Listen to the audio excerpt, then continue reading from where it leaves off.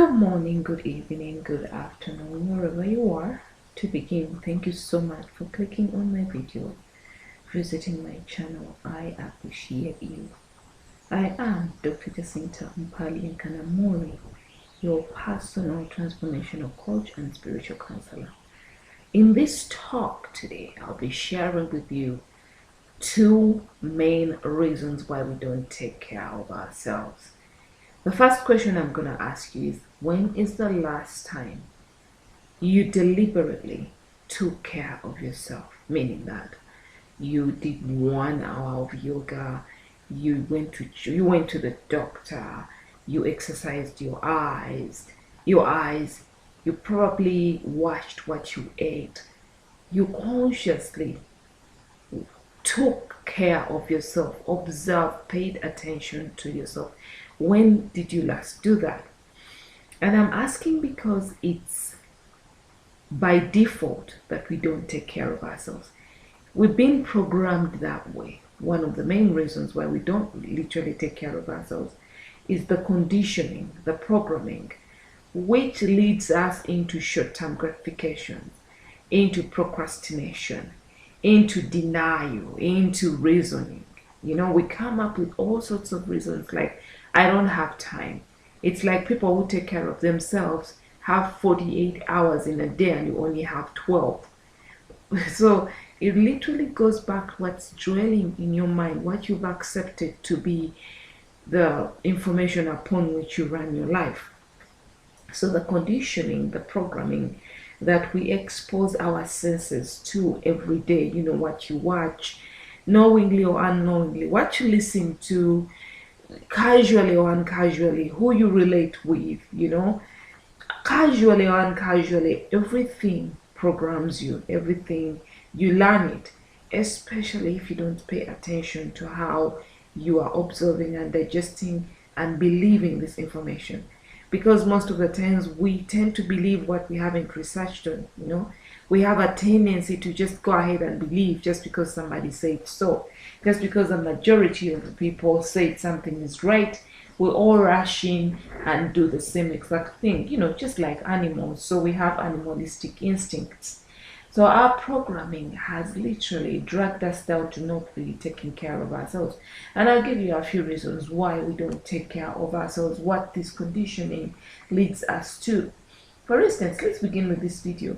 I know that even somebody seeing the topic, the reasons why we don't take care of ourselves, they will skip this video. They won't even go up to the end. I know it's not you because you're still listening, because they don't want to deal with it. Anything to do with the self, they don't want to deal with it.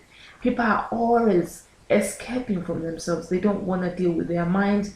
We don't want to deal with our pains, our hearts, the people we have to forgive, leave alone the body. But we don't even focus on how we feel and what these feelings are indicating, are implying.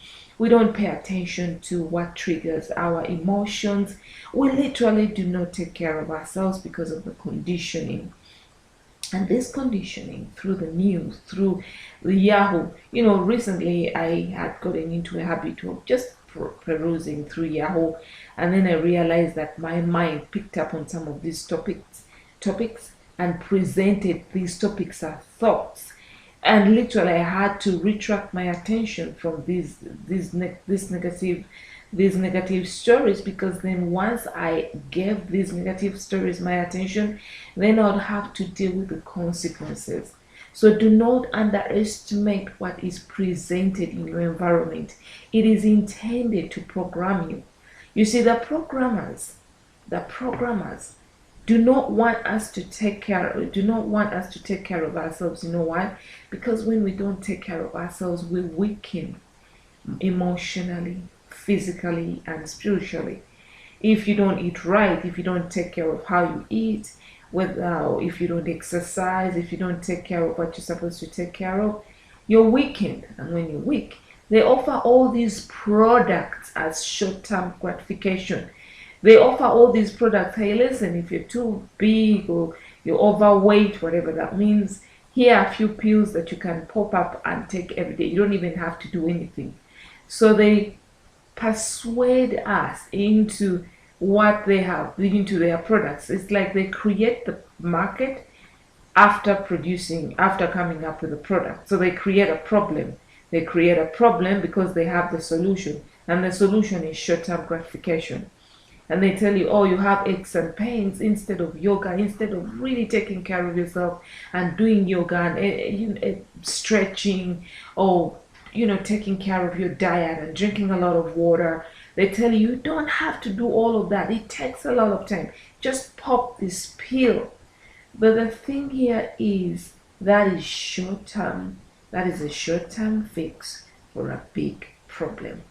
If you have been investing consciously or unconsciously, knowingly or unknowingly, intentionally or unintentionally, into a problem or what I call a condition, then you're going to do the work to let go, release the grip from this problem, or release the implications, the effects, the results of what this condition has created in your physical. So if you take a pill, yeah, it might work if you're lucky, but most of the times these pills numb the problem. They don't literally solve it, they numb it and then become addictive because they feel so good. And at the end of the day, the problem still grows. So that's one of the reasons why we are consistently programmed and why we are driven away from examining ourselves, spending time with ourselves, and doing things to take care of ourselves. Another thing, I think another reason is the introduction of technology. The technological bubble is multiplying, intensifying every second. So we tend to find a lot of entertainment and, of course, short-term gratification into these external electric gadgets, and that way all our attention is on this short-term stupid entertainment, forgive my language, and then we retract from taking care of ourselves because we are entertained constantly from all these apps, Facebook, Twitter, name it, Snapchat. We are consistently looking on the outer, focusing on what's out of us, focusing on what's going on, focusing on what our friends are doing, taking pictures, taking care of other people's business and what is in the world. So that draws the attention away from us. We forget that attention is one of our most important and powerful intimate tools. What we give our attention grows.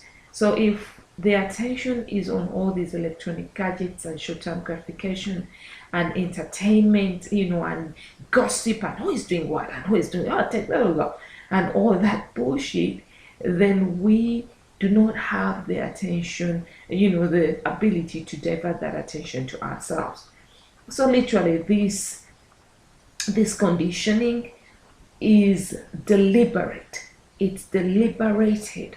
The more conditioned we are, the more programmed we become, the less we focus on ourselves, the less we look inward, and the more they drag us into buying what we don't want, spending money we don't have, taking stuff that literally kill us, the more we become like goats following each other and falling into a big trap. And then the other main reason why we don't take care of ourselves is because we don't know who we are. We don't know. We've acquired the identity of being human. We think we are body, bones, blood. We never take time. No one has ever asked you, hey, who are you really? Who is behind those eyes? I mean, if you went for a job interview and somebody asked you that question, you would think they are weird. And it's actually a weird question, but in reality, it's one of the most important questions that anyone could ask you. Because we've been deceived, and every human being is born that way. Everyone born into life originally takes on that conception that they are human.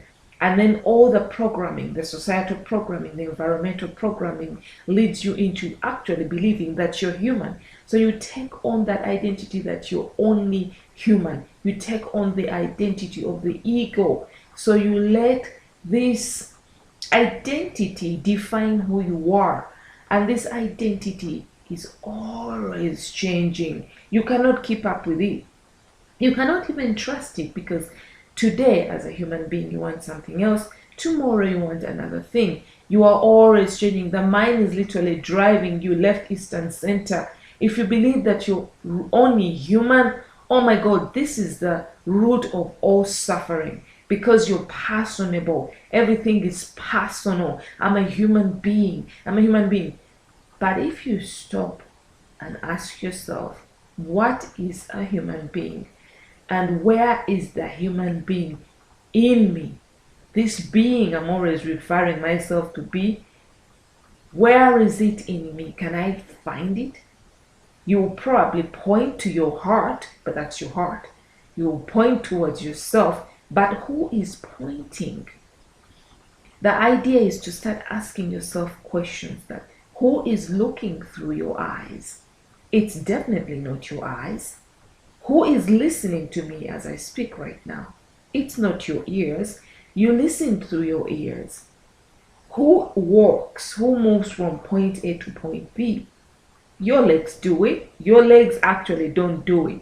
There is something within you that intends the legs to move from point A to B, and there is you in this body that just observes. I mean, right now you can pause this video, stand up and walk from point A to B.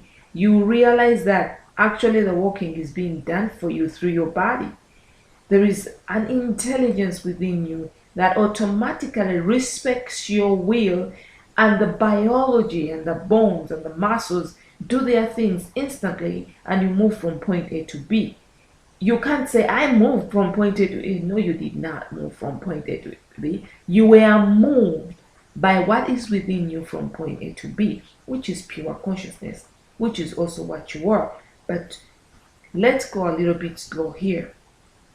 The point is to find out who is listening, who is seeing, who is speaking. What within me is not the body, because you're not the body. The body can never say, oh, I'm you. It's you who says you are the body. It's us humans or whatever with our identity that say I'm a body. But the body knows its place. It's just bones, blood, and everything else that goes with it.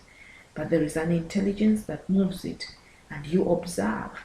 You observe your heartbeat. You see, the heart doesn't beat itself. There is another intelligence that beats the heart, and you observe the heartbeat. So who are you who observes the heartbeat? So once you start questioning who you truly are, taking it easy and observing, going slow, you will discover that you are what is indefinable. And I want you to do that yourself. I want you to find out yourself. It's better experience, because this is not an intellectual talk. This is something that is who you are. This is something that you have to find out for yourself.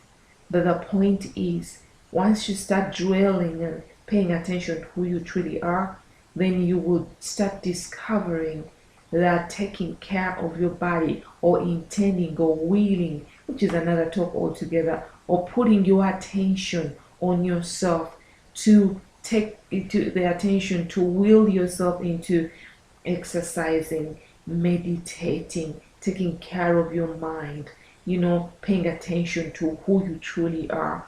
Then you will discover, you will let go of all the conditioning that is dragging you down.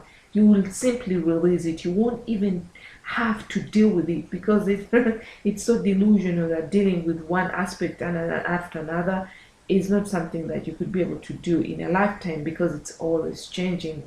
So the idea is to start questioning, who am I? Who am I really? Beyond the name, beyond the religion, beyond the food I eat, beyond my parents, who am I? Who looks behind these eyes? And once you start asking yourself these questions, then you'll be close to know how important, how magnificent, and how grateful you are in your true nature of this body that you dwell in, so that you start taking care of it. How important, how grand, beyond grand you are, whereby you don't even need thoughts to exist, so you don't pay attention to these things. That way you live life truly truly on your terms. Okay, so in a nutshell, the main reason why we don't take care of ourselves is the conditioning. And then the second reason is because we have acquired an identity that is not ours. Now, the main solution is to start questioning, who am I? And spending time with that question. Now, thank you so much for clicking on this video. I appreciate you because definitely you've done something for yourself and you've done something for me. You've paid attention to my work and I appreciate you beyond words can express. Now, thanks once again. I'm leaving a link of my newest book that deals with advanced EFT for chakras.